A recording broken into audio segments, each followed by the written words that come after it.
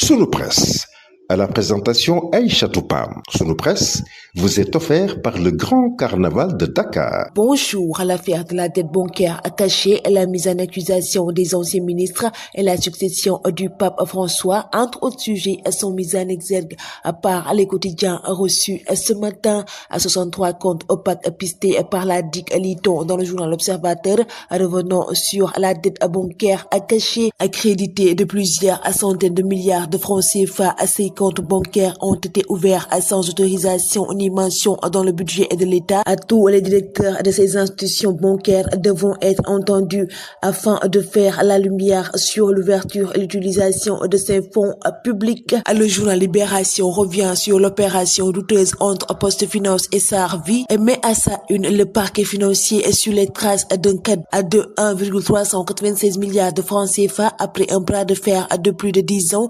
Sarvi et SAGF avaient été définitivement condamnés en 2021 à payer 1,396 389 797 francs CFA à Poste Finance, en plus d'une hypothèque validée sur 11 immeubles appartenant à Sarvi. En pleine tension à deux trésoreries et sans l'aval du conseil d'administration, Poste Finance avait signé un curieux protocole avec Sarvi et qui effaçait presque la condamnation et l'hypothèque. Le journal Rewmi Quotidien revient sur la haute cour de justice et les 5 ex-ministres de Macky officiellement en accusation: Mansour Faye, Aïssatou Sophie Gladimo, Ismaïla Madior Fall, Moustapha Diop et Salimata Diop.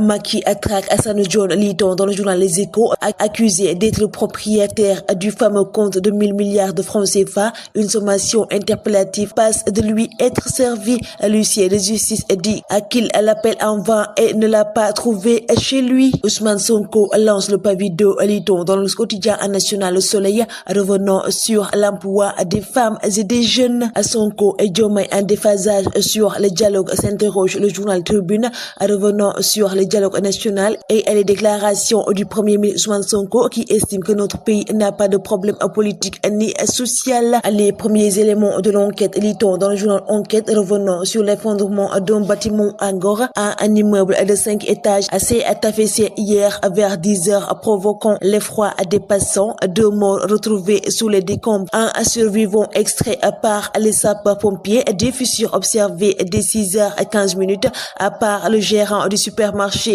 du rez-de-chaussée. Léon XIV, un saint, siège au Vatican. Liton dans le journal Le Quotidien, revenant sur le remplacement du pape François. Il s'est placé dans la continuité de l'œuvre de pape François. Le journal revient sur Abbé François Mendy qui estime qu'il hérite d'une église confrontée à de multiples défis. Le journal Walf Quotidien abonde dans ce même siège et met à sa une Léon XIV, nouveau pape, et une première historique pour les États-Unis. Un coup double pour le Sénégal hier à Liton dans le journal Record, revenant sur la qualification des Lions du beach soccer et de la CAN U20. Le Carnaval de Dakar célèbre le riche patrimoine culturel africain.